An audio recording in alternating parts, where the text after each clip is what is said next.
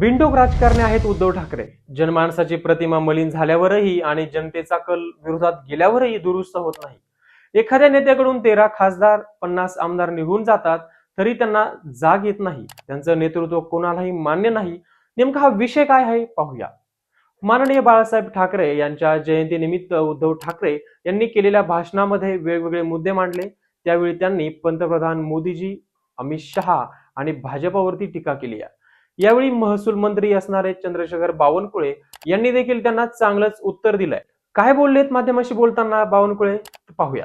बिनडोक राजकारणी आहेत उद्धव ठाकरे. जनमानसाची प्रतिमा मलिन झाल्यावरही आणि जनतेचा कल विरोधात गेल्यावरही दुरुस्त होत नाही.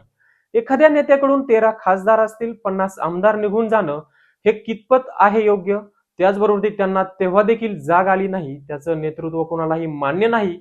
त्यांना योग्य वागणूक देता आली नाही म्हणून त्यांना लोक सोडून गेले आणि ते त्यांना कळत देखील नाही. त्यांनी स्वतःचं आत्मनिरीक्षण करावं. राहिला प्रश्न 2019चा, त्यांनी त्यावेळी देखील गद्दारीच केली असं देखील ते बोलले. त्यांनी जर त्यावेळी असं केलं नसतं तर आजची जी परिस्थिती आहे ती फार वेगळी असती.